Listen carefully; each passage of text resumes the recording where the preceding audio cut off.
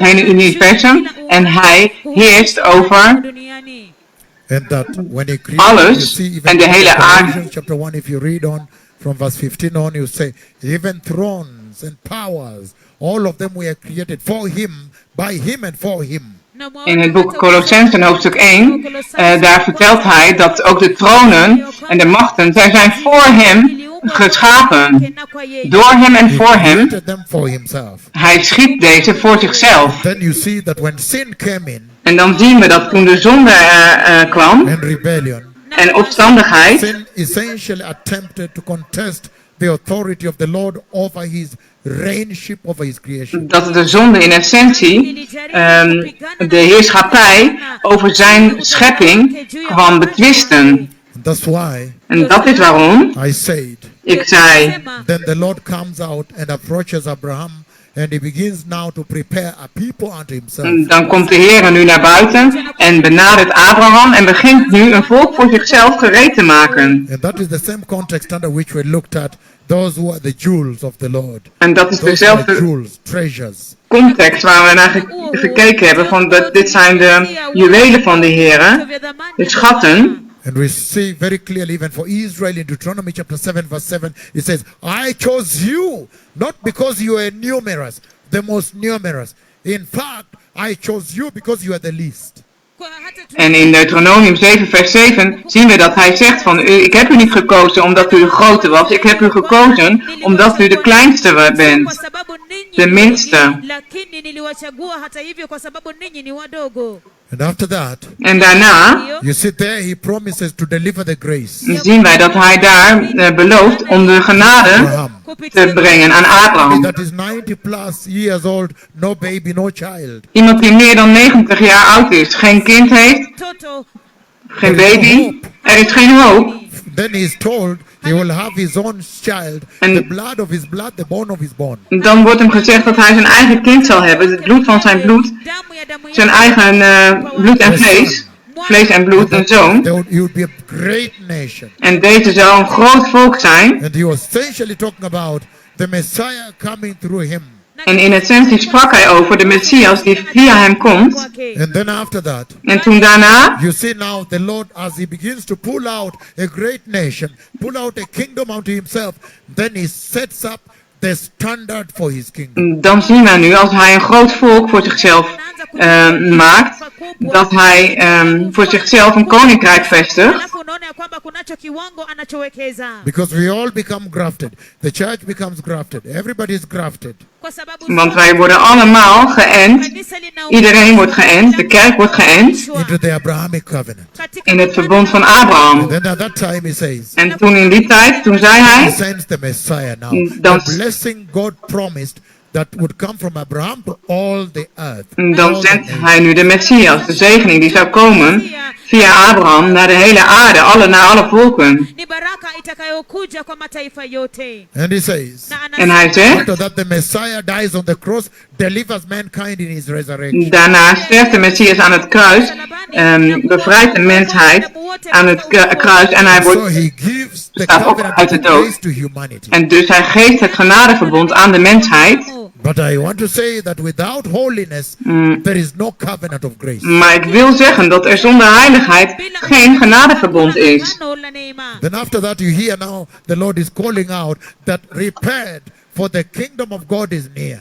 Dan daarna hoor je nu dat de Heere roept, bekeer u, het koninkrijk der hemelen is nabij. Promises Want hij belooft that he will come and establish thy kingdom come, establish his kingdom on the earth. dat hij zal komen en zijn koninkrijk komen, dat hij zijn koninkrijk op de aarde zal You see vestigen. that Isaiah, when he prophesied the coming of the Messiah, he said, he will be a son of David. He will come and he will sit on the throne of David, his father. Dat is waarom als er gesproken wordt over de komst van de Messias, dat hij zal komen en hij zal zitten op de troon van David. Even Gabriel the angel said, he will be great, he will be son of the Most High. He will sit, he will reign and rule on the throne of his father David. Ook de de engel Gabriel die zei dat hij zal regeren en zitten op de troon van David. And then he says now En dan zegt hij nu that this earth will go dat deze aarde zal verdwijnen and the heaven will go. en de hemelen zullen verdwijnen Earth will be created. en een nieuwe aarde zal geschapen worden, een nieuwe And hemel. he says the new Jerusalem, the new city of Jerusalem, the headquarters of God will be lowered. En dan zegt hij het nieuwe Jeruzalem, het hoofdkantoor van God zal neergelaten worden. And he says En hij that zegt the reason that the Lord has sent me to the nations to speak to you, the nations of the earth, dat de reden dat de Heer mij naar de volken heeft gezonden om tot u te spreken, de volken der is aarde, because he has spoken with me about the glorious coming of the Messiah. is omdat hij met mij gesproken heeft over de verheerlijkte komst van de Messias. And he's saying this information that I've shared with you should be able to transform you, affect your lives, change your lifestyle to be more holy, holier, more righteous. En hij zegt, deze informatie die ik met u gedeeld heb, die zal ervoor moeten zorgen dat u een heilige, een meer rechtvaardige levensstijl zult hebben. you now of how God has laid forth his program. Dit gedachtegoed wat ik u nu heb laten zien, van hoe God zijn programma naar voren gebracht heeft. Should change your lives. Dit zou uw levens moeten veranderen. And together with the wonders and the miracles and the signs. En samen met de wonderen en de I wondertekenen have this message preached, the message I prepared today. en de genezingen.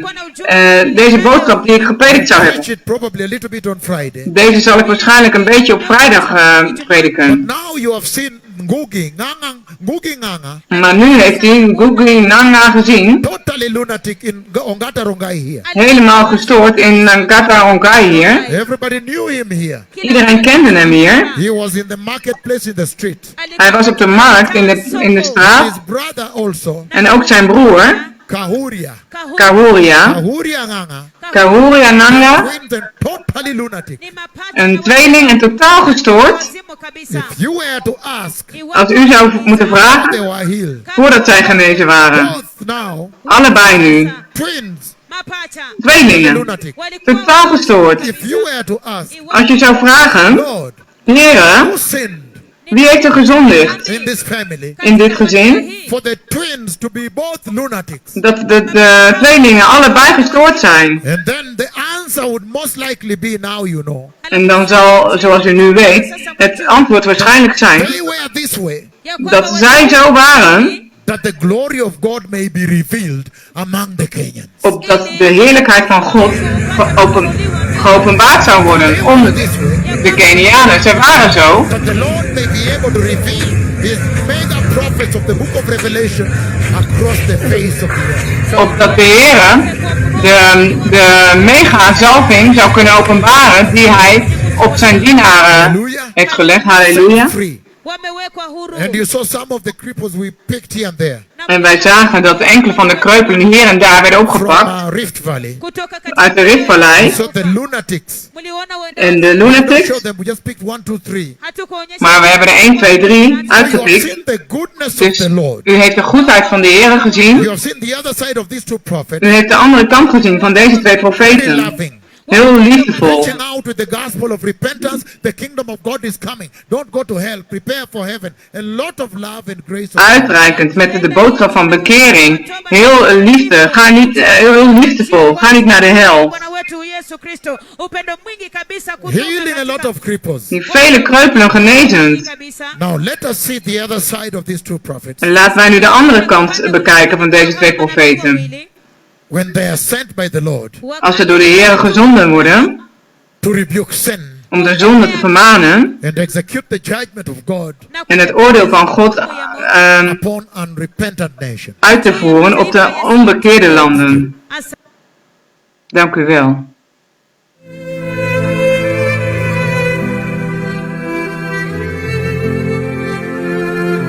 De grootste profeten van de Heeren treffen Mexico met historische aardbevingen. De profetie van de historische Mexico Now the aardbevingen. city of Puebla in Mexico. Nu de stad Puebla in I Mexico. have seen earthquake hit several sexual scene, lying, deception, Ik heb idolatry, aardbevingen the gezien, worship of seksuele Satan, zonde, leugens, Freemason. afgoderij, I have seen earthquake hit several vrijmetselarij. parts of Ik Puebla. heb een aardbeving, diverse delen van Puebla zien treffen. En weer op 4 juli 2013.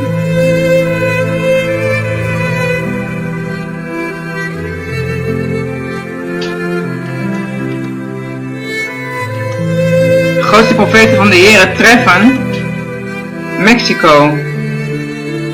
De profetie van de Now the city historische, of Puebla in Mexico. nu de stad Puebla in I Mexico. have seen earthquake hit several Ik parts heb of Puebla because aardbevingen, of sexual sin, lying, meerdere delen van deception, idolatry, Puebla zien the worship of treffen Satan, vanwege Freemason. afgoderij, de aanbidding van I Satan, have seen earthquake vrijmetselarij. hit several parts of Ik Puebla. heb een aardbeving, meerdere delen van Puebla zien treffen.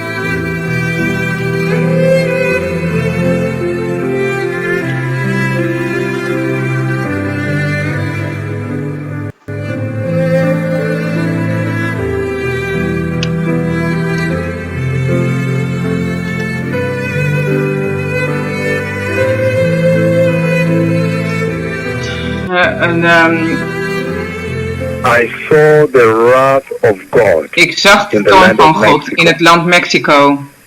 And I saw the Lord En ik zag shift everything dat de violently Heer alles in that gewelddadig Mexico. schudde in dat land Mexico.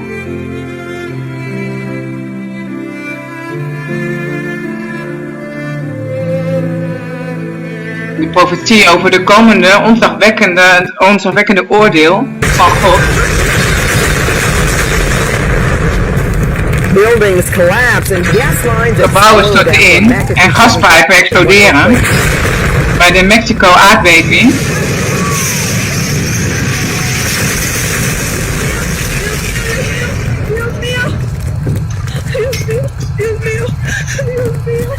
De Chili aardbeving op 19 september 2017. Mexico aardbeving.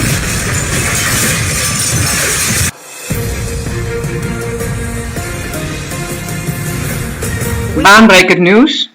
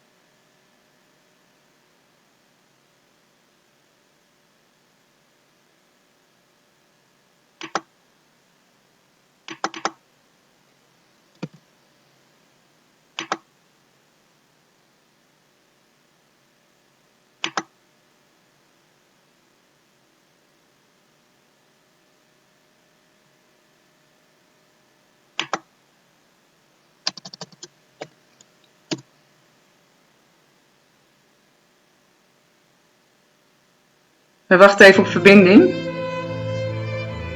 We wachten tot de verbinding weer terugkomt. Praise the Lord, beloved listeners. I would Praise- like to announce to you that in the next 1 minute or so, the program will continue. Over Thank you. 1 minuut zal het ongeveer zal het programma verder gaan. Dank u wel.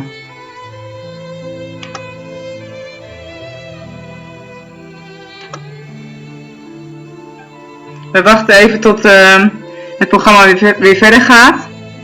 We waren aan het kijken naar de ontzagwekkende vervulling van de profetie van de Heer via zijn grootste profeten over de aardbeving in Mexico, die in 2017 plaatsvond. Om ons kennis te laten maken met de zalving en met wie deze 2 grootste profeten zijn. We wachten. Halleluja.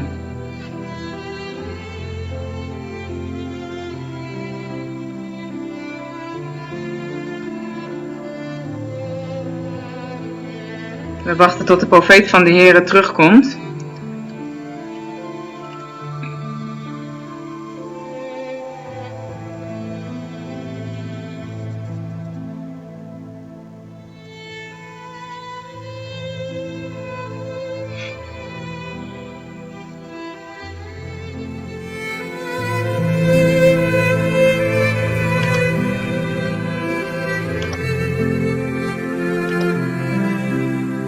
Profetie van de historische aardbevingen in Mexico ontzagwekkend vervuld. Now the city of Puebla in Mexico. De stad Puebla in An Mexico. earthquake hit several parts of Puebla because Ik of heb sexual sin, aardbeving meerdere lying, delen van Mexico zien deception, treffen vanwege idolatry, seksuele the zonden, worship of leugens, Satan, de aanbidding van Freemason. Satan, vrijmetselarij. I have seen earthquake hit Ik heb several een parts of aardbeving Puebla. gezien die vele delen van Puebla treft. En weer op 4 juli 2013.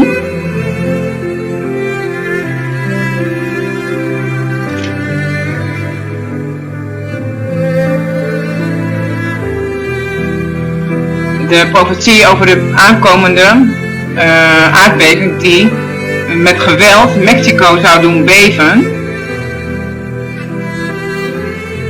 I 4 saw juli. the Ik zag wrath of de toorn God van God in the land of Mexico. in het land Mexico. And I saw the En ik Lord zag shift dat de everything Heer violently alles in gewelddadig that nation of Mexico. schudde in dat land Mexico. En toen september 2017 kwam, werden deze ontzagwekkende woorden van de machtigste profeten van de Heer vervuld in Mexico. Buildings collapse and gas lines Gebouwen explode after a Mexican storten in en gaspijpen exploderen. Mexico-stad, 19 september 2017. Mijn God, mijn God, mijn God.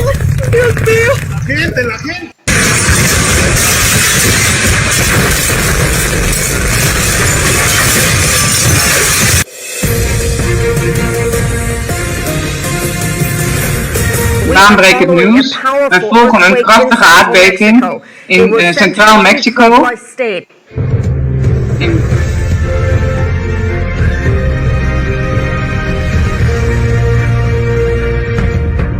In Mexico, a In desperate search Mexico to save is lives. een wanhopige zoektocht naar levens, But the magnitude 7.1 maar quake reduced it to 7,1 rubble. The epicenter of the quake was in Puebla State. heeft veel puin veroorzaakt. En de powerful grootste earthquake has rocked de central krachtigste Mexico. aardbeving The heeft magnitude 7.1 het midden van earthquake Mexico occurred in Puebla State. verwoest in de staat Puebla. This is a CBS News special report. Dit is een speciaal verslag. 7,1 aardbeving heeft de staat Puebla getroffen. En dit land Mexico was ernstig gewaarschuwd. Toen in 2004 de Heere God zijn grootste profeten zond om Mexico te verzeggen zich te bekeren.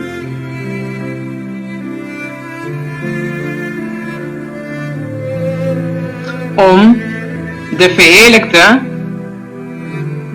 om zich gereed te maken voor de verheerlijkte komst van de Messias. Puebla, Mexico. 2004.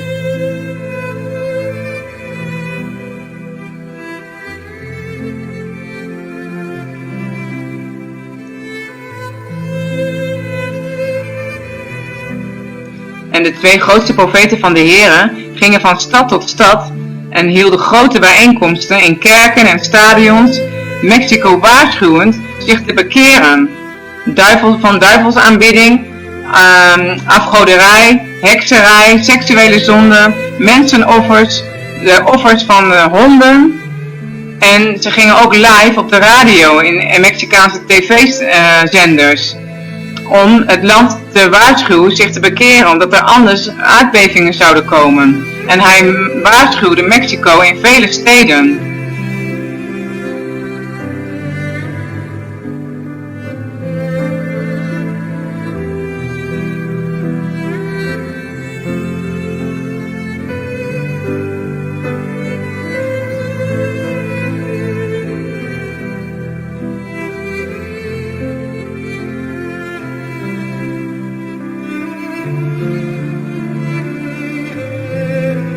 De grootste profeten van de Heere waarschuwden dat de Heere, God de Almachtige, een zware aardbevingen zou brengen.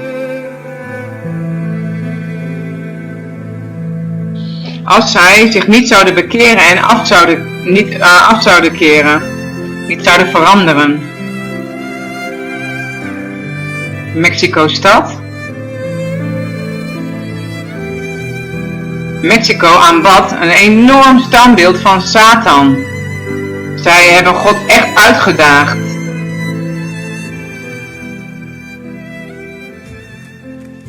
Beneath the towering effigy of Lady Death, Enriqueta Vargas leads de worship vrouwendood as wordt ze religion is genoemd. as old as time. En er Housewives, worden diensten laborers, and gehouden. children raise their arms in exultation. Ze heffen hun handen op in Some worshippers verheerlijking. enter on bended knee. Sommigen One family brings a komen op de 3-month knieën baby for binnen. baptism. En ze brengen een 3 maand oude kind voor de doop. Or cigar smoke puffed into their En faces. sigaren worden in hun gezichten geblazen. Catholic is an evangelist Dit of zijn sorts from Mexico, katholieken. known as Santa Muerte. Ze zijn bekend als Santa Muerte, de dood, de heilige dood. While public altars to her can be found Het in zijn Mexican openlijke metro altaars. stations, markets, and on street In corners. markten en op de straten van hoeken van straten. Ze bezingen de dood.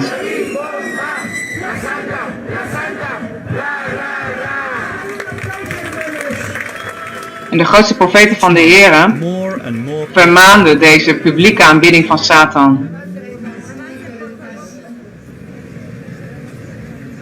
Offering their blood Zij offeren hun bloed aan Santa Muerte, dus de heilige van de dood. Wij wilden daar meer van weten. Andrew Chesson is a professor of religious studies at Virginia Commonwealth University. Just recently published a book on La Santa Muerte. Dr. De Chesson, Mexicaanse secte wordt verdacht van drie mensenoffers. Basically is about the worship Dit of gaat Santa over Muerte, de Saint aanbidding Death, who is a van de Mexican dood. folk saint Dat is and een basically Mexicaanse personifies death. If you look at her, in heilige. fact, I have a votive candle of her. Ze You see that representeert she is the feitelijk female de image dood. of the Grim Ze Reaper. zeggen In fact, in my book, dat I zij call het her the vrouwelijke Grim beeld is. Reaperess. In the last 10 years, her De cult has afgelopen much 10 jaar grown. We're probably looking at 10 million devotees. kijken we waarschijnlijk naar 10.000 miljoenen toegewijden.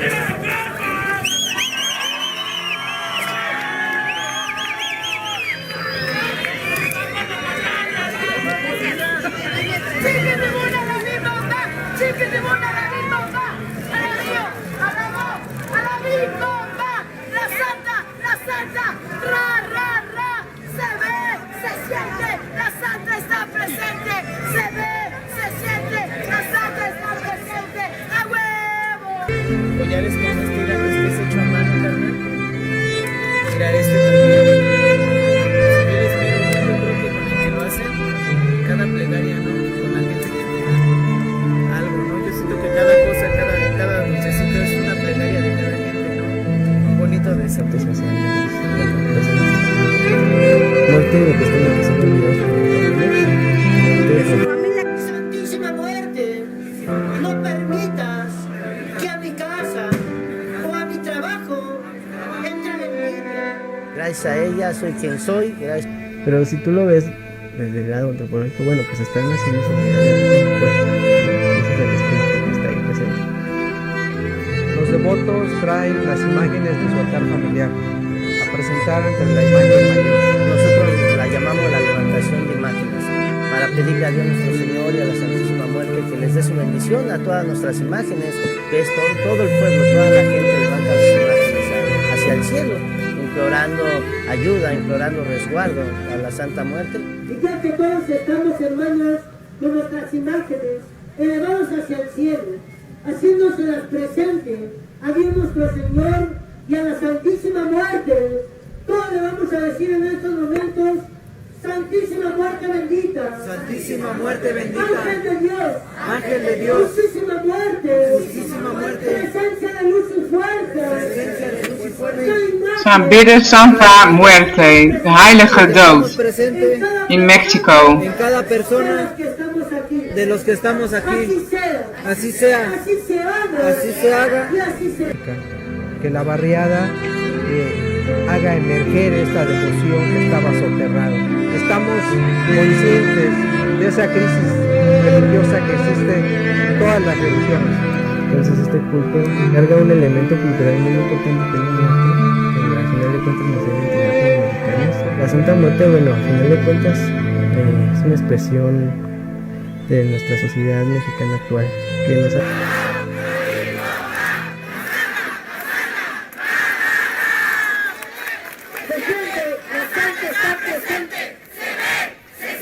We kijken naar de vervulling van de profetie over het land Mexico.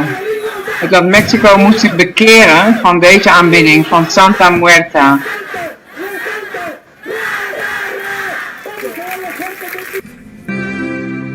En de grootste profeet van de Heere vermaande deze publiekelijke aanbidding van Satan en het offeren aan de duivel.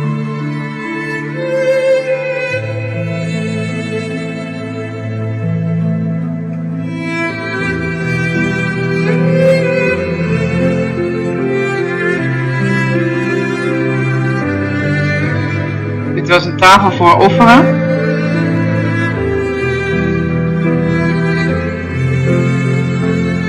Dit zijn allemaal beelden.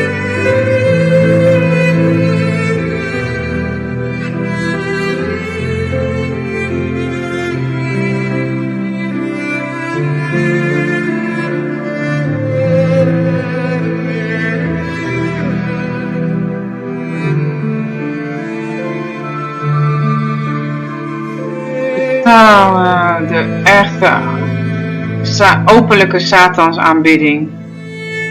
En het bloed moest gedronken worden om mensen te beschermen. Ze liepen naar achteren de ruimte uit om die afgod te respecteren. De grootste profeten van de Heer vermaanden ook de afgoderij en het katholicisme in Mexico.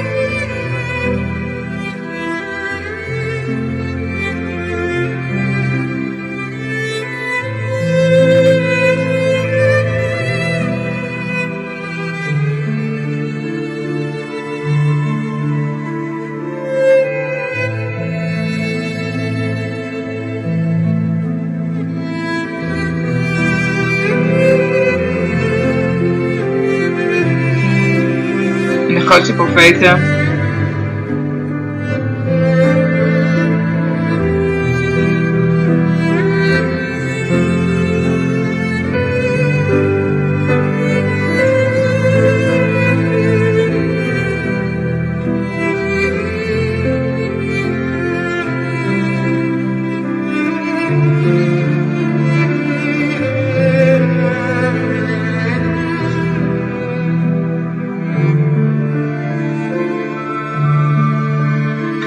profeten vermaanden deze publiekelijke aanbidding van Satan en het offeren aan de duivel in Mexico.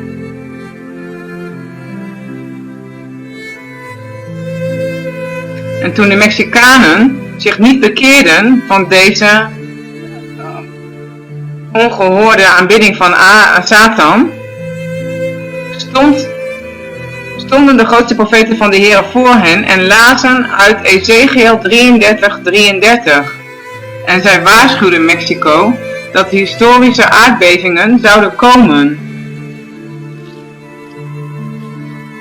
Ezekiel 33:33. En als dit gebeurt, en dat zal gebeuren, dan zal men weten dat er een profeet onder hen is. Dan zal het bekend worden dat de grootste profeten van de Heer hier geweest zijn. Puebla, Mexico, 2004.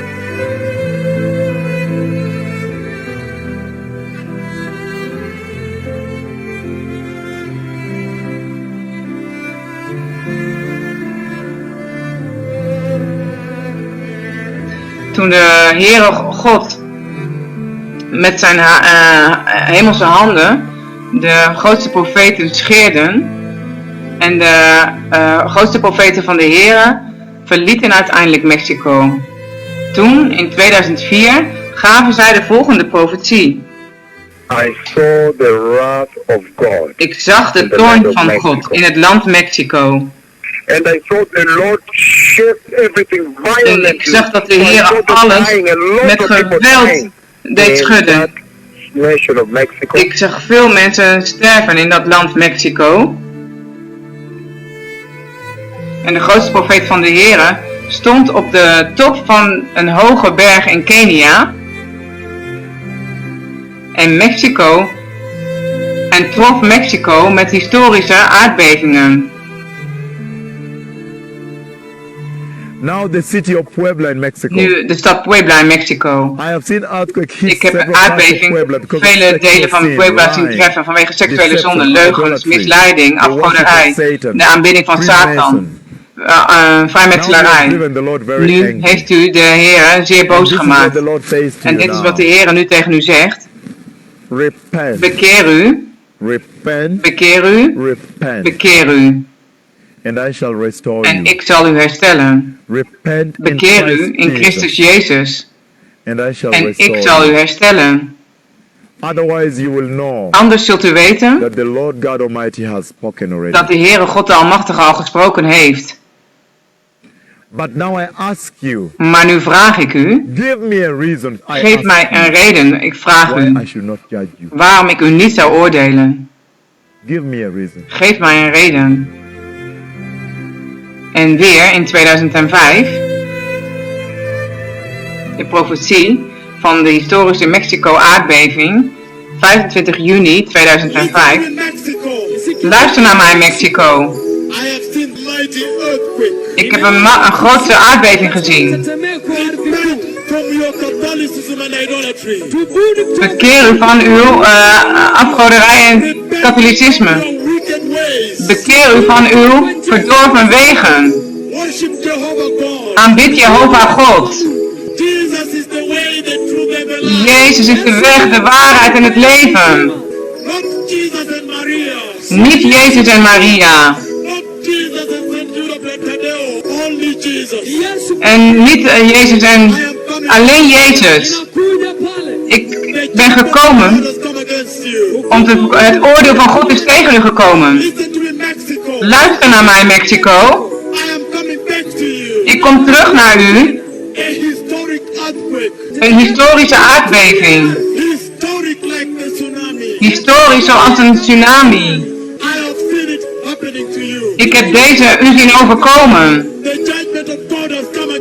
Het oordeel van God is tegen u gekomen. Luister naar mij, Mexico. Voor u is het ernstig. Alsjeblieft, bekeer u. En omdat zij het niet waardig achten om zich te bekeren en zij bleven doorgaan met hun smerigste duivelaanbiddingen en afgoderij. En toen het land Mexico zich niet bekeerde, wij volgen een krachtige aardbeving in midden Mexico.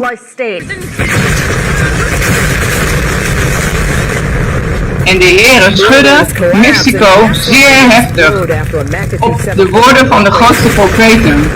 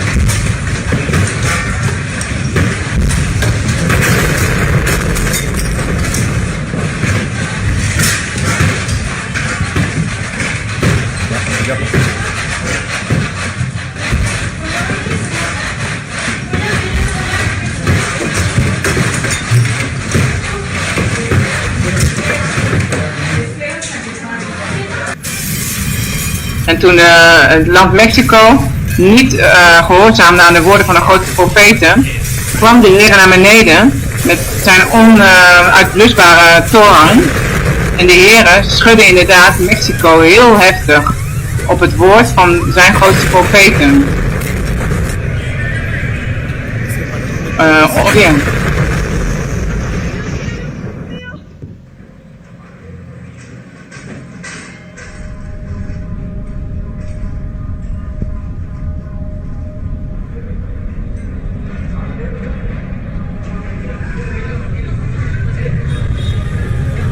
Mexico-stad net nadat de aardbeving had ingeslagen.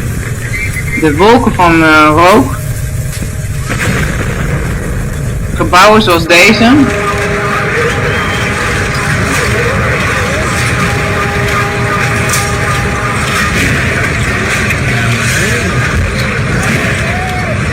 Deze aardbeving werd tot in Mexico-stad gevoeld.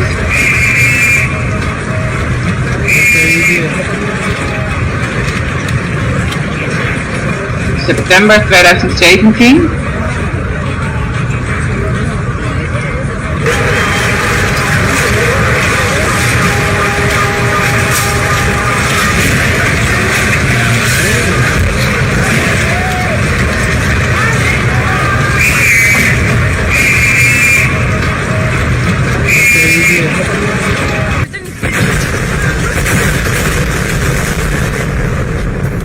Buildings collapse and gas lines explode. Toen het land Mexico niet gehoorzaam was aan de woorden van de grootste profeten van de Heere, kwam de Heere naar beneden in zijn onuitblusbare toorn om het land te treffen, om de woorden van zijn dienaar te vervullen.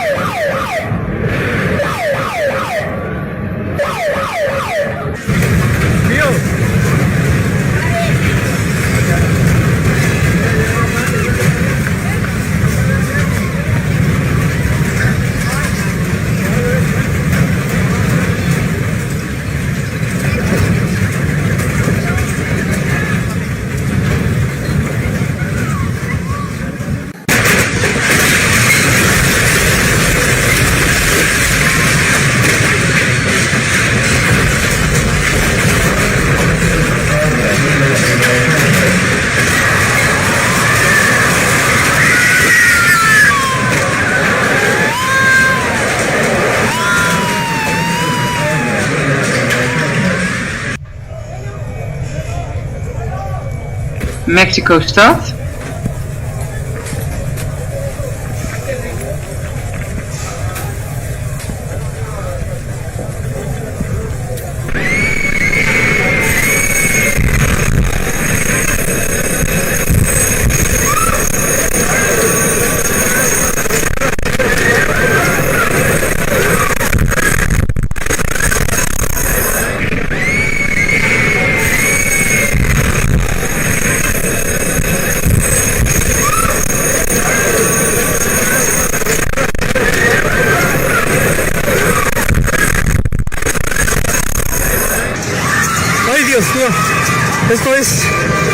Esto es increíble.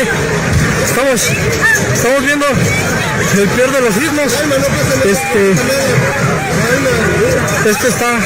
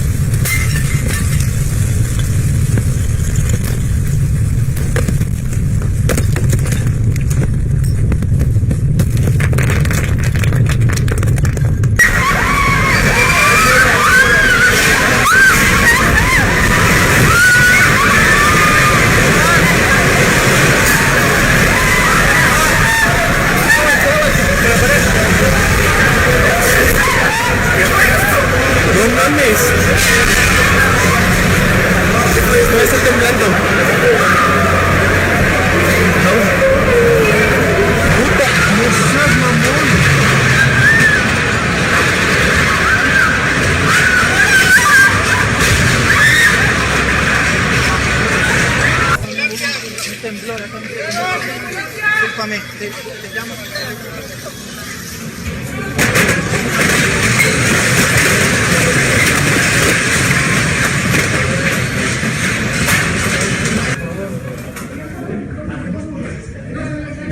Está cabrón, güey, qué pedo. Pues está muy cabrón, güey. Oh my gosh!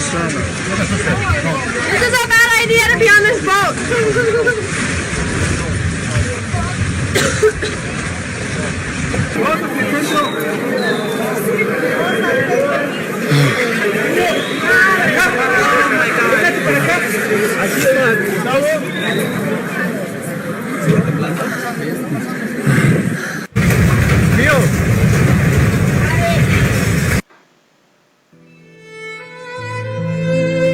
De profetie van de historische Mexico-aardbeving ontzagwekkend vervuld.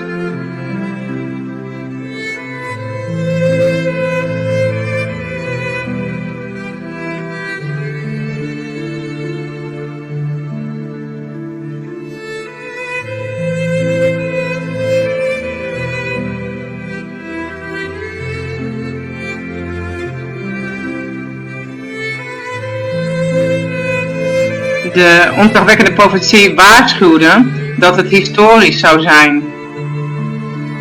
En in die profetie werd Puebla genoemd.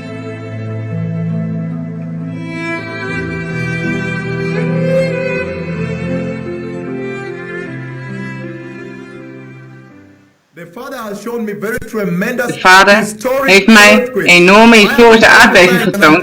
Ik heb ze geprofiteerd en ik profiteer het hier weer vandaag. Er komt een aardbeving. Ik heb deze al gezien. Ik had een enorme aardbeving gezien rond het gebied van Puebla.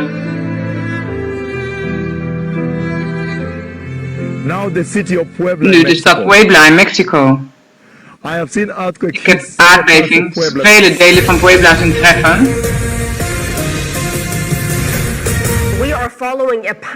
Wij volgen een krachtige aardbeving in Mexico. In Puebla staat dus vond deze plaats. Daar was het centrum van de aardbeving. In Mexico een wanhopige zoektocht naar leven. Dit is een school. 7,1 aardbeving heeft de school tot puin gemaakt. A powerful earthquake has rocked Krachtige central Mexico. aardbeving heeft Centraal Mexico doen schudden. Puebla State.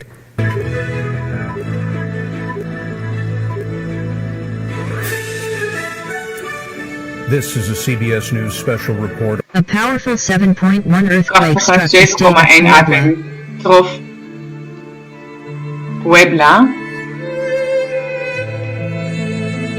En toen de ontzagwekkende profetie vervuld werd, deze werd vervuld in september 2017. Toen werd het inderdaad Mexico's aardbeving van de eeuw.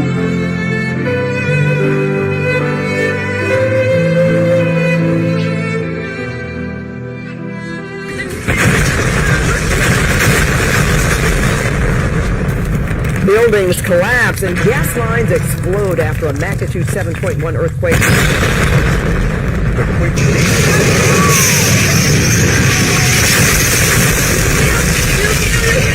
Dios mío. Dios mío. Dios mío. Dios mío. Dios mío. Gente, la gente.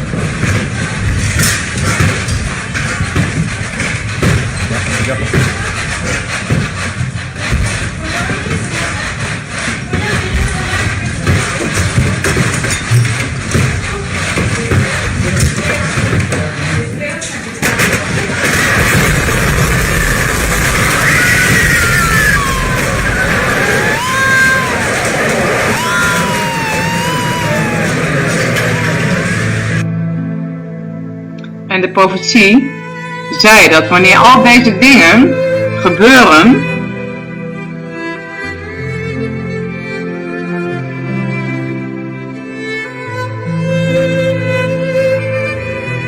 dan zal het bekend zijn dat de grootste profeet van de Heer hier geweest is.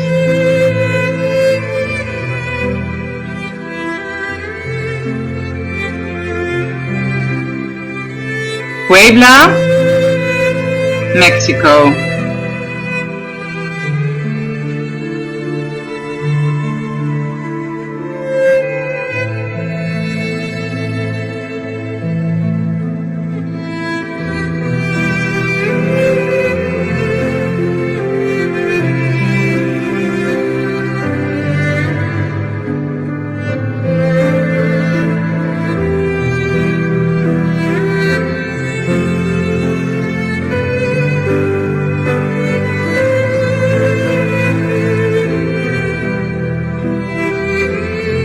En hij sprak dat dit een van de belangrijkste tekenen zou zijn voor wat betreft de verheerlijkte komst van de Messias.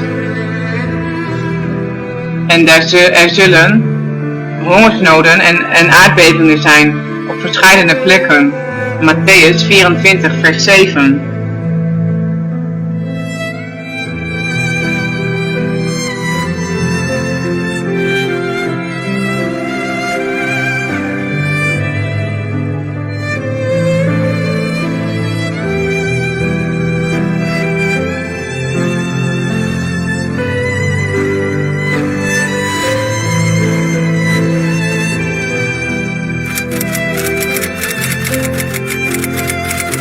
Dit land Mexico was ernstig gewaarschuwd.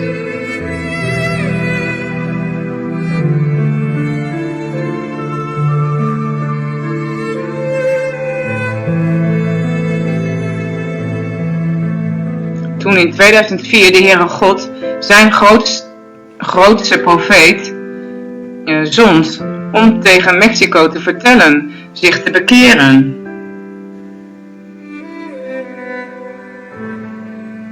En zich af te keren van afgoderij, seksuele zonden, hekserij.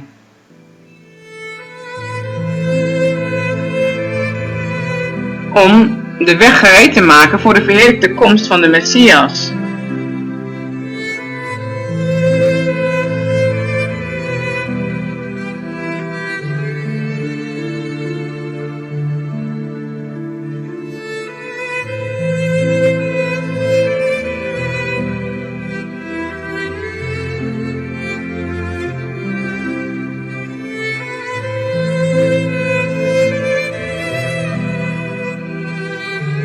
En de Heere zond zijn grootste profeet over de breedte en de lengte van Mexico, overal, om te verkondigen aan hen dat de tijd om zich te bekeren en zich af te keren van afgoderij gekomen was.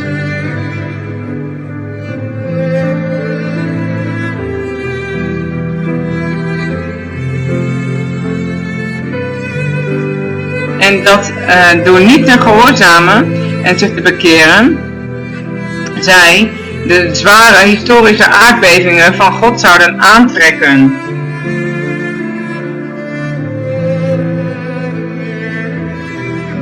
En dat op die missie van God hij van zuid naar west ging, noord naar zuid, van oost naar west, Mexico oproepend tot bekering.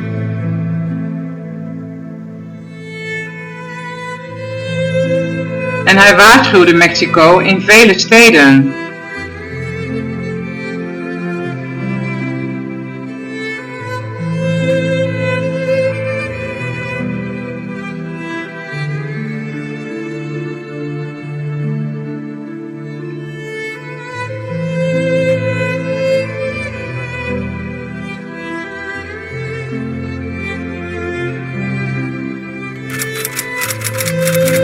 En toen dit land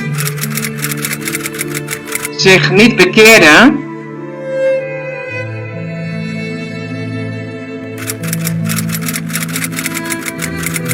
ging de Heere door Mexico te waarschuwen voor historische aardbevingen die zouden komen.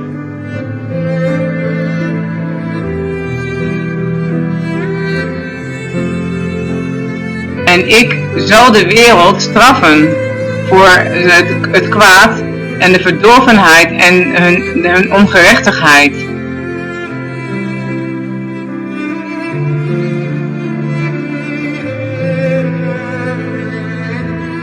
Ik zal ook de hoogmoed van de trots ten einde brengen. En de hoogmoed van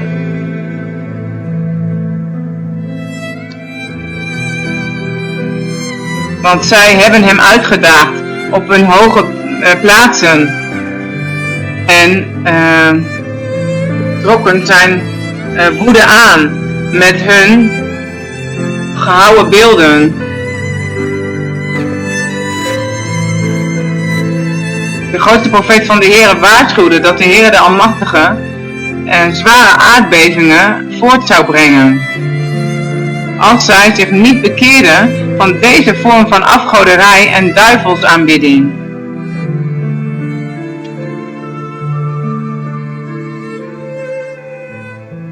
Offering their blood Je bloed offeren.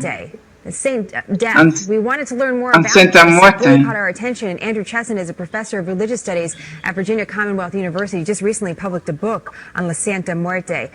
Dr. Chestnut, what is this cult all about?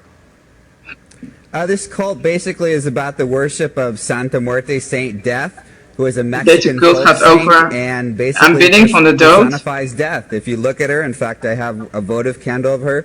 You see that she is the female image of the Grim Reaper. In fact, in my book, I call her the Grim Reaperess.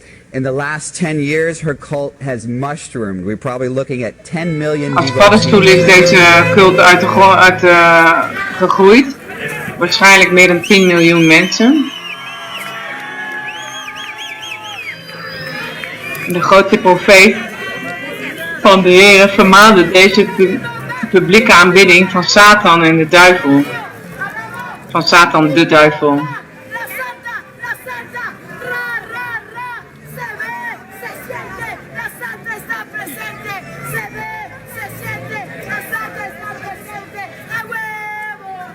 Santísima Muerte, Gran Señora de Luz, yo te invoco para que alumbres mi trabajo.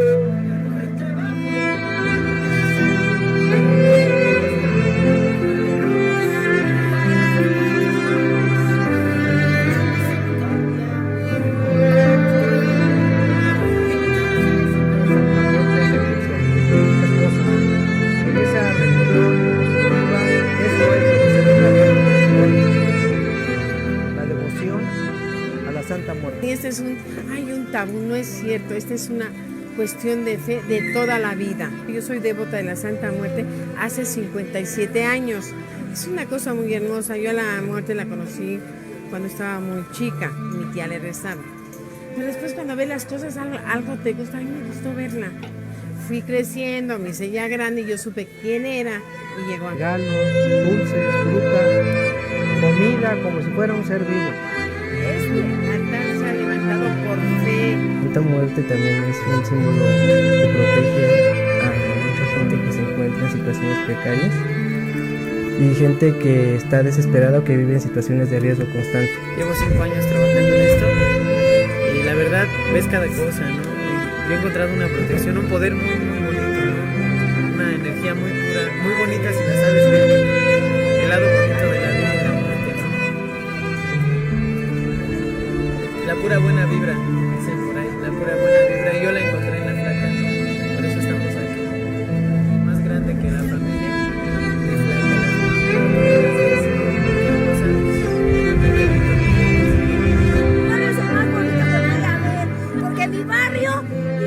mi barrio y somos trabajadores. Todos somos arrelulú. De una forma de otra, todos trabajamos.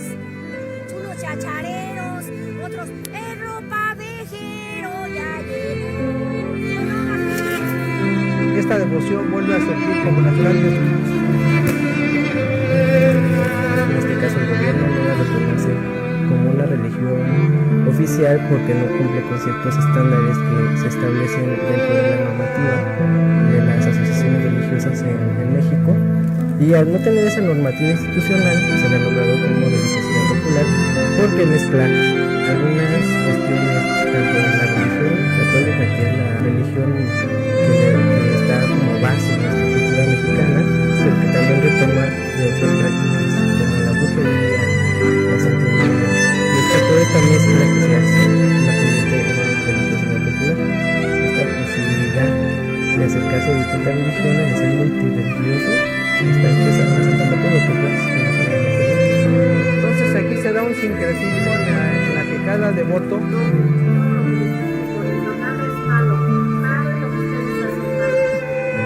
La misma muerte de los 7 colores es, nosotros lo decimos, plateado para el dinero, amarillo salud, rojo amor, verde esperanza, armonía, el azul. Ella es de las 3 virtudes a lo que nosotros los Zij beweert dat ze geld nodig hadden, en liefde en gezondheid, en dat de duivel daarvoor gezorgd heeft. Nos protege y nos cubre. Ella es del amor. Yo para mí ella es del Ze beweert ook dat deze specifieke duivel voor de liefde is. Con las parejas como entre la familia. Estuve 3 meses secuestrada con mi esposo y estábamos viviendo un martirio. Yo quería que ella ya. En verder beweert zij dat als er een huwelijk is, een probleem in het huwelijk is, dat deze duivel van liefde hen geholpen heeft. En dat is de reden dat de machtigste profeet van de Here heel Mexico doorging en vermanen voor deze publieke aanbidding van Satan. Alguien está en la cárcel, personas que se encuentran en vulnerabilidad social, ¿no? Porque son discriminadas, son personas que no tienen un espacio en una religión oficial y que buscan y que crean su propio espacio como la Santa Muerte. Mira, son estas flaquitas, aquí están chiquitas, este es mi altar. Que yo tuve un accidente, me encomendé a la Santa Muerte, estuve en coma 3 días. Yo le pedí a ella, inclusive en trincada, que si de favor pues me ayudara, ¿no? Por mis hijos. Yo por eso creo en ella y ahorita estoy con ella y ahorita le agradezco. La verdad pues me ha sacado de muchos apuros y mira, la que me va a llevar y la que me protege de día y de noche. La verdad pues mil respetos para mi Santa Muerte. Milagros y la muerte de todos. La Santa Muerte. Por favor, más grande que le pedí una vez me saque al hospital. Ya estaba desahuciado, ya la culpa le estaba preparando para vivir. Gracias a ella, pues él está bien. En ze gaven allemaal valse getuigenissen van dat de duivel hen geholpen zou hebben.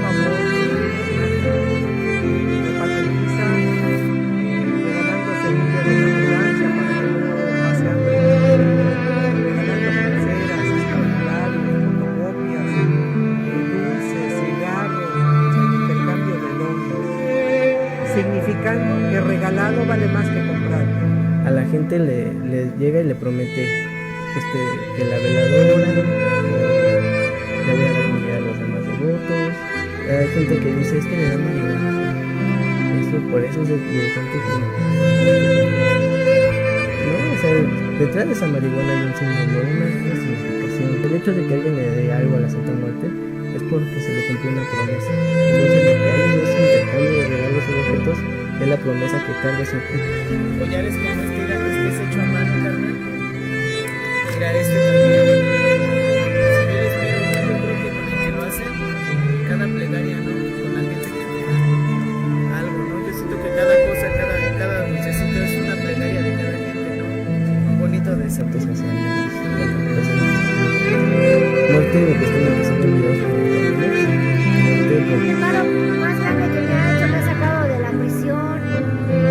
Sí, me ha sacado de la prisión y me ha quitado de unas putizas de la prisión.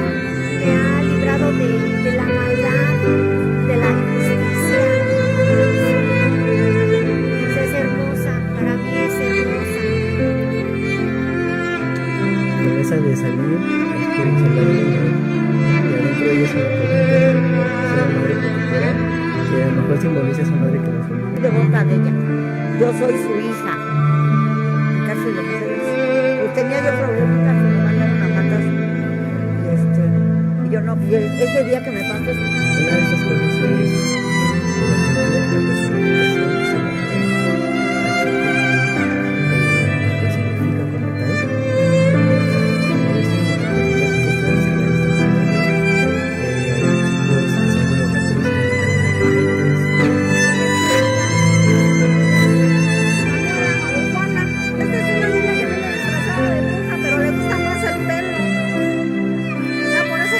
Siempre les pongo sus pelos, ella trae su dinero, ella trae sus monedas, sus billetes, ya metiditas, pero trae, yo las he visto. Eso les hago. Yo le puse su pelita. Ellas son las más grandes dentro de su familia. Santísima muerte, no permitas que a mi casa o a mi trabajo entren en línea.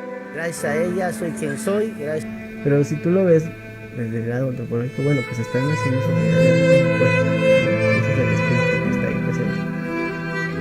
Los devotos traen las imágenes de su altar familiar a presentar ante la imagen mayor. Nosotros la llamamos la levantación de imágenes, para pedirle a Dios nuestro Señor y a la Santísima Muerte que les dé su bendición a todas nuestras imágenes, que es todo el pueblo, toda la gente levanta sus imágenes hacia el cielo, implorando ayuda, implorando resguardo a la Santa Muerte. Y ya que todos estamos, hermanas, con nuestras imágenes elevados hacia el cielo, haciéndoselas presente a Dios nuestro Señor y a la Santísima Muerte, todos le vamos a decir en estos momentos: Santísima Muerte bendita, Santísima Muerte bendita, Ángel de Dios, Ángel de Dios, Justísima Muerte, Justísima Muerte, presencia de luz y fuerza, presencia de luz y fuerza, en cada imagen que te hacemos presente, en cada persona de los que estamos aquí, así sea, así se haga, y así se Que la barriada haga emerger esta devoción que estaba soterrada. Estamos conscientes de esa crisis religiosa que existe en todas las religiones. Entonces este culto carga un elemento cultural muy importante que es la muerte, que al final de cuentas nos debe entender como mexicanos. La Santa Muerte, bueno, al final de cuentas es una expresión de nuestra sociedad mexicana actual, que nos ha...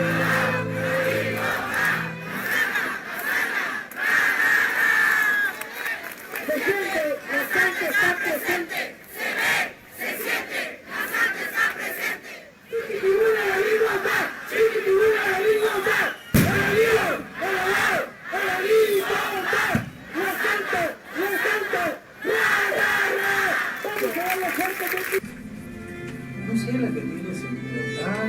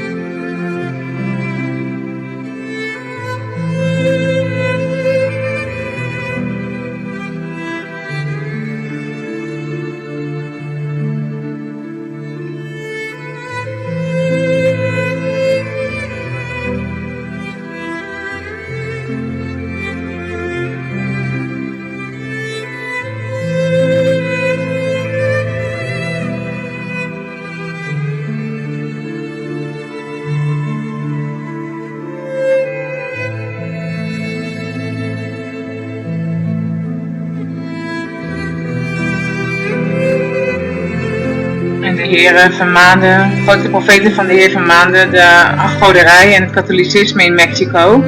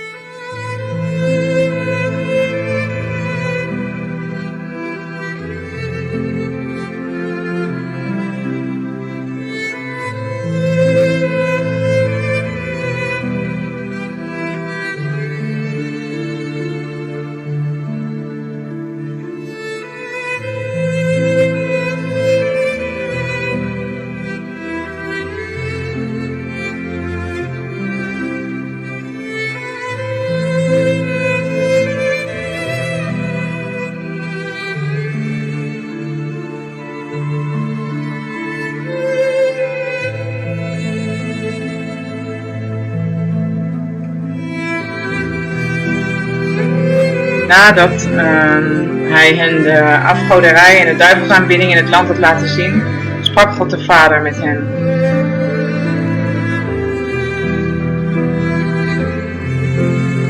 Toen heeft de Heer met zijn eigen hemelse hand zijn profeten het hoofd, de baard, afgeschoren en ze verspreidden het haar over het land. En de grootste profeet van de Heer vertrok uiteindelijk uit Mexico.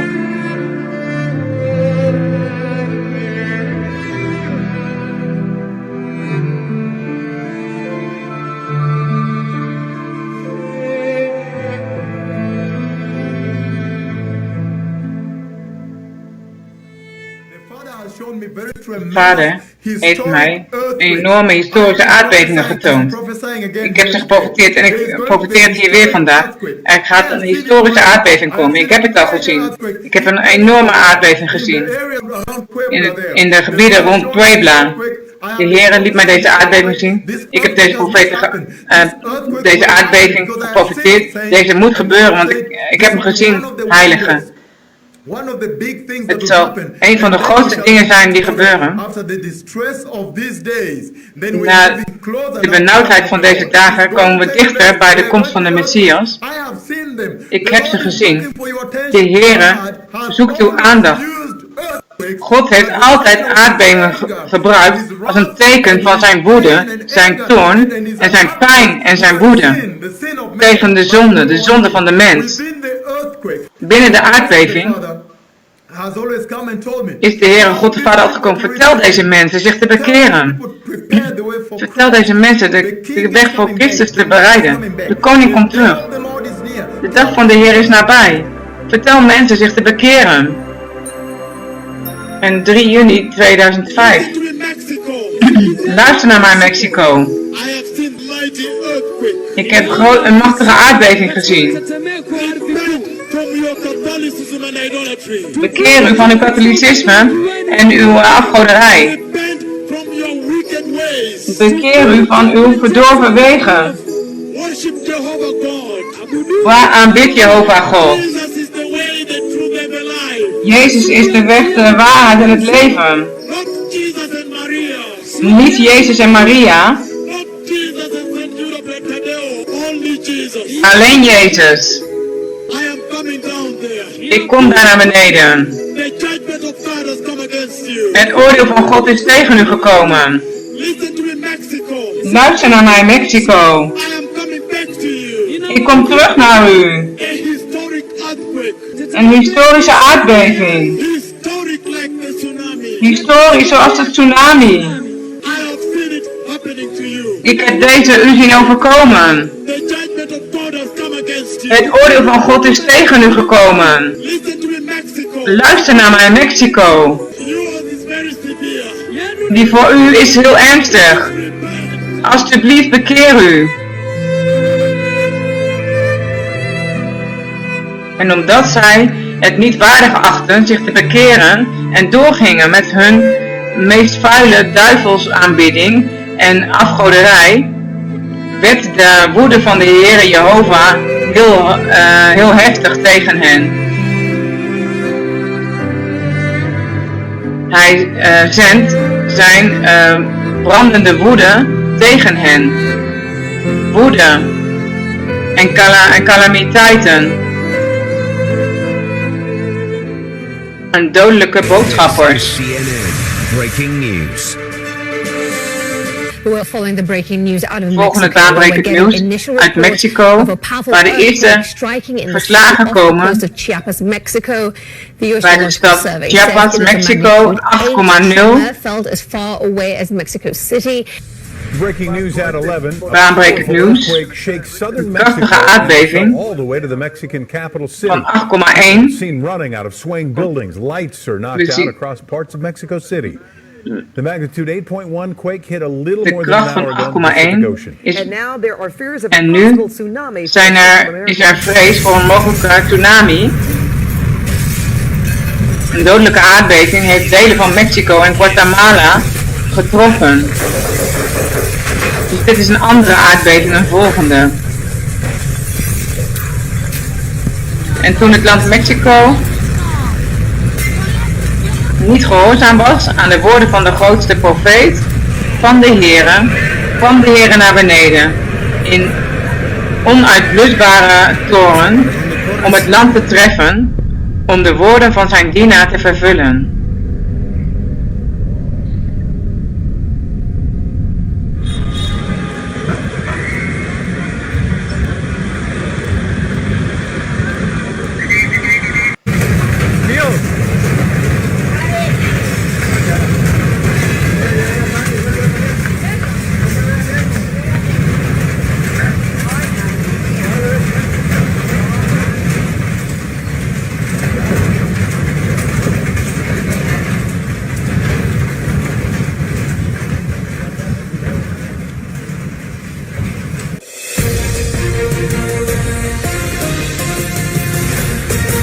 We are following a powerful earthquake in central Mexico. It was centered in Wij volgen een krachtige aardbeving in Mexico.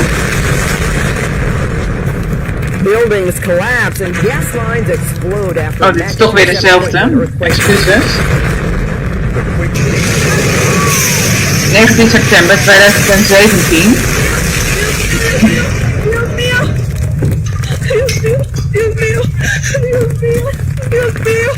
La gente.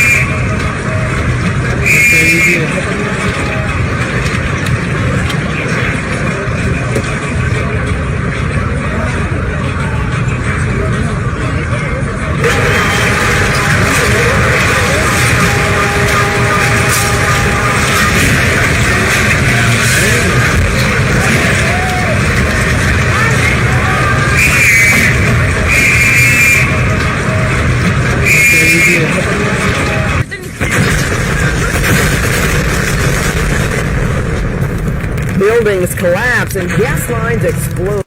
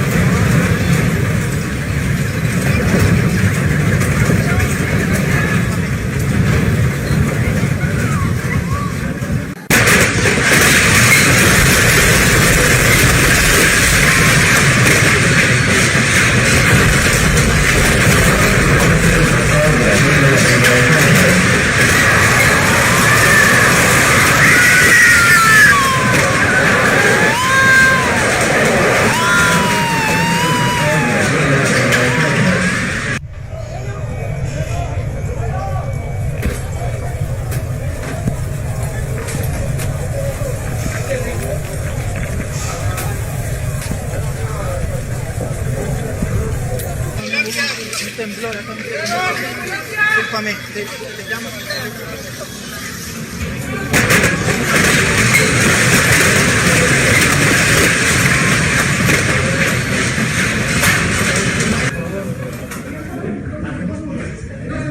No, está cabrón, güey, qué pedo. Pues eso está muy cabrón, güey. Oh my gosh! This is a bad idea to be on this boat.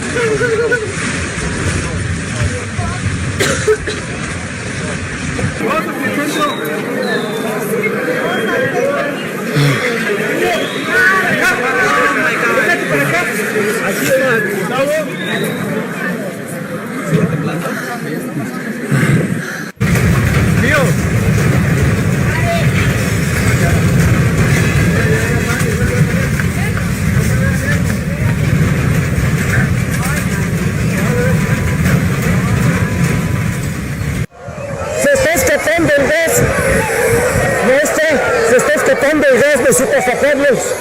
A los niños se está escapando el gas. Se está escapando el gas. Saquen a todos, se está escapando el gas. Se está escapando el gas, saquen a todos. Se está escapando el gas. ¿Por qué no cerramos? No, saquen a todos, se está escapando el gas.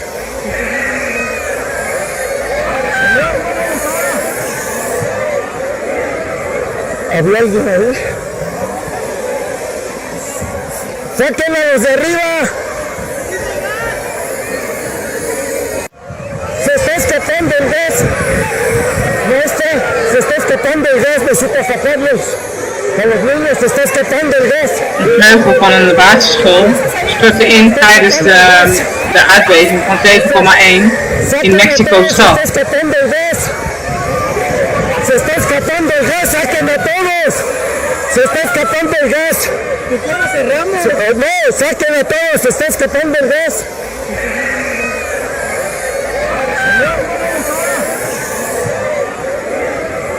¿Había alguien ahí? ¡Saquen a los de arriba!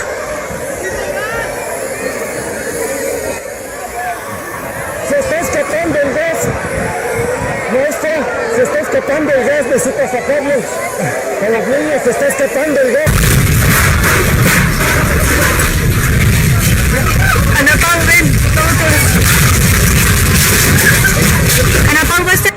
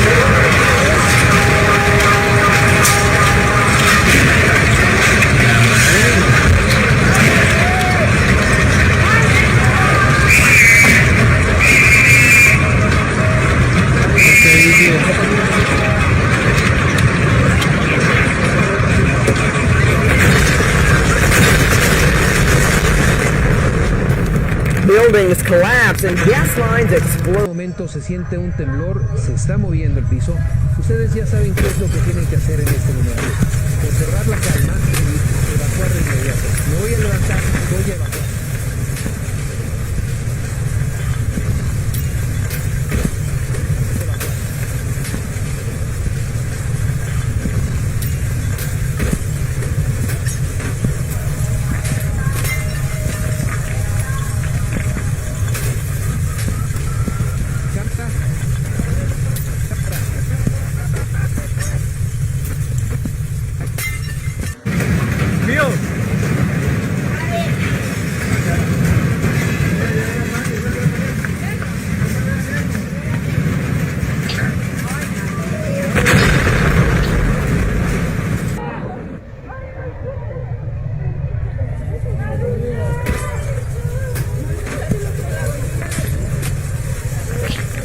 Ya salen todos, se están saliendo el gas, por eso salgan todos de aquí.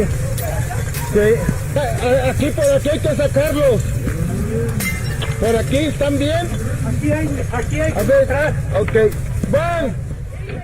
Er is hier een kind, alsjeblieft help ons, er is een kind hier.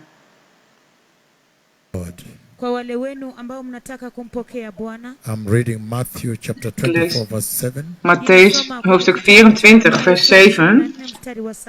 This is when Jesus was walking out of the temple of the Lord in Jerusalem. Dit is toen Jezus wegliep uit de tempel van de Heer in Jeruzalem. And his disciples came up to him to draw his attention to the temple buildings. En zijn discipelen naar hem toe kwamen om zijn aandacht te vragen voor de gebouwen. The magnificence of his architecture. De grootsheid van de architectuur. And then he shocked them. He said, "You see all this. It will be brought down, no stone will be left on another." En toen schokte hij ze allemaal, toen hij zei, ziet u dit alles, voorwaar ik zeg u, hier zal niet één steen op de andere steen gelaten worden. But when they realized he was talking about the coming of the Messiah and the end of the age. Maar toen zij beseften dat hij sprak over de komst van de Messias en het eind der tijden. And then you see from verse 3, and Jesus, they came to him privately. Toen zagen wij vanaf vers 3, zij kwamen in privé en zij vroegen hem, Heere, what will be the signs of your return? Wat zullen de tekenen zijn van uw wederkomst? And of the coming of the age. En van de komst van So in Matthew 24 verse 4, when Jesus just began to respond like this, he gave the biggest secrets of the signs of his return. In Matthäus 24 vanaf vers 4, toen gaf hij de grootste geheimenissen over de tekenen van zijn wederkomst. And one of those signs is een van die tekenen 24 verse 7 part B. Is Matthäus hoofdstuk 24 vers 7 deel B. It says there will be famines and earthquakes in various places. Hij zegt en er zullen hongersnoden zijn en aardbevingen in verscheidene plaatsen.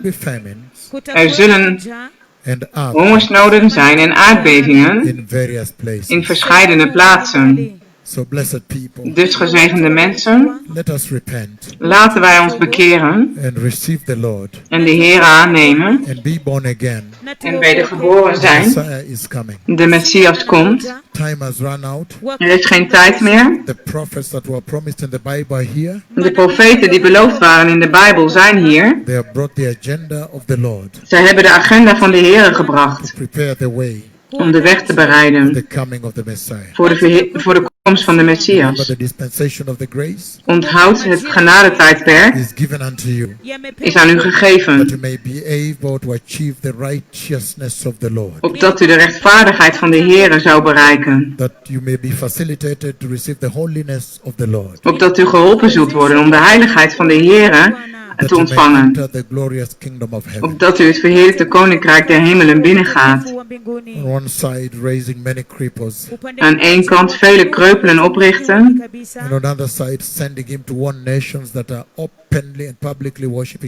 en aan de andere kant landen waarschuwen die openlijk en publiekelijk Satan aanbidden. En als zij niet luisteren, dan is het iets heel tragisch. Zo is het ook bij de komst van de opname. De komst van de Messias. Zij die niet zullen luisteren, zullen de heerlijkheid niet binnengaan. Dus het is de juiste tijd om u te bekeren. Er zullen hongersnoden zijn en aardbevingen in verschillende plaatsen.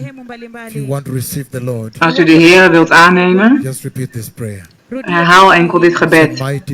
Zeg, machtige Jezus, ik bekeer mij helemaal en keer mij af van alle zonden. En ik vraag u, Heere Jezus, in deze dagen, deze moeilijke dagen op de aarde, preserve me, Lord. Behoud mij, Heere. And cover me totally with your precious blood. En bedek mij helemaal met uw kostbaar bloed. Mighty Jesus. Machtige Jezus. Wash my sin.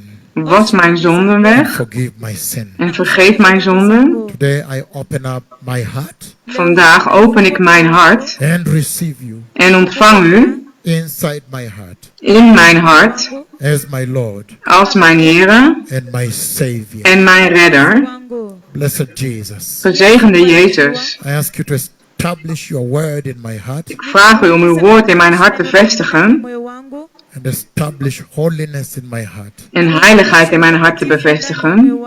And order my steps. En leid mijn voetstappen. Into the glorious kingdom of Jehovah in heaven. In het verheerlijkte koninkrijk van Jehovah in de hemel. In the mighty name of Jesus. In de machtige naam van Jezus. Today I'm born again. Ben ik vandaag wedergeboren. Let me pray for you, those who have received the Lord. En laat mij voor u bidden, zij die de Heer hebben aangenomen of ontvangen. In the mighty name of Jesus. Vader, in de machtige naam van Jezus. You have demonstrated to you. U heeft demonstrated to them. Aan hen getoond. That you love the church. Dat u houdt van de kerk. But you have also demonstrated. Maar u heeft ook getoond. That you don't like sin. Dat u niet van de zonde houdt. You are holy. U bent heilig. And you are separating your people from sin. En u scheidt uw mensen af van de zonde. That you may help them to enter heaven. Opdat u ze zult helpen de hemel binnen te komen. In the mighty name of Jesus. In de machtige naam van Jezus. I ask you to cover them, my Father. Vraag ik u om hen te bedekken, mijn Vader. In the mighty name of Jesus. In de machtige naam van Jezus. With the precious blood of Jesus. Met het kostbare bloed van Jezus. That they may walk transformed. Dat zij getransformeerd zullen wandelen, totaal veranderd, dat u ze zult, een schild zult zijn voor de misleider, voor de vijand, dat heiligheid het fundament zal zijn van hun christendom. That they may enter eternity inside heaven. Opdat zij de eeuwigheid binnen zullen gaan, binnen in de hemel. Father, bless their provision. Vader, zegen hun voorziening. They are now yours. Zij zijn nu de uwen. Behold a new creation. Voorwaar een nieuwe schepping. Bless their health. Zegen hun gezondheid. Protection and safety. Bescherming en veiligheid. En gezinnen. Bless their eternity in your kingdom. Zegen hun eeuwigheid in uw koninkrijk. In de machtige naam van Jezus. Amen. Amen. So see you, blessed people. Zo zullen u zien, gezegende mensen. On Friday for the revival service. Op vrijdag voor de opwekkingsdienst. But blessed people. Maar gezegende mensen. The Bible says. De Bijbel zegt. Nobody knows the day or the hour. Niemand kent de dag en het uur. Not even the Son of Man. Ook de mensenzoon niet. He says, but about that day and hour. Maar hij zegt over die dag en dat uur. No one knows. Die kent niemand. Not even the angels in heaven. Ook de engelen in de hemel niet. Nor the Son. Ook de zoon niet. But only the Father. Maar enkel de Vader.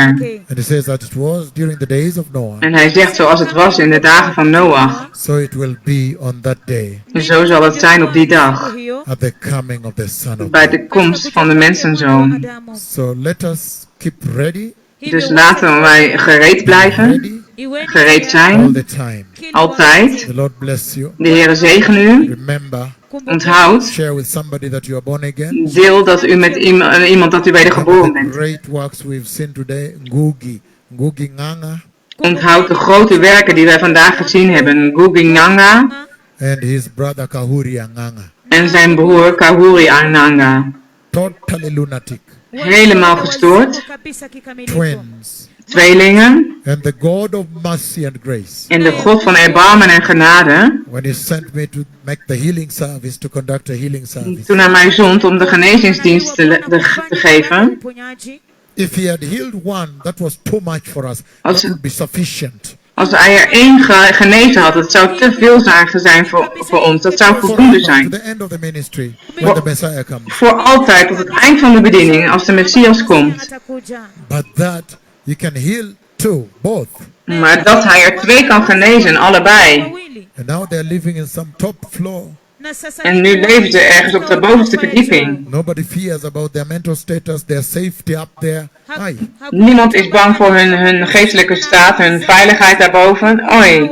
Their safety up there. Hun veiligheid daarboven. Because they are now normal, cooking for themselves, working and bringing in money, food rather. Want nu zijn ze gewoon, zij koken voor zichzelf, werken en brengen voedsel binnen. Remember today we featured some few cripples in the Rift Valley. Bedenk dat wij vandaag enkele kreupelen in de Riftvallei hebben laten zien. Ursula Kerotic uit Bomet. The Lord loves you. De Heere houdt van u. Jesus loves you. Jezus houdt van u. The Messiah is coming. De Messias komt. Repent. Bekeer u. And be holy. En wees heilig. Remember, the Lord has shown me the coming of the Messiah. Onthoud dat de Heere mij de komst van de Messias heeft laten zien. Jesus is coming for a holy church. Jezus komt om een heilige kerk. Thank you. Dank u wel. The Lord bless you. De Heere zegen u. Jesus loves you. Jezus houdt van u. Thank you. Dank u wel.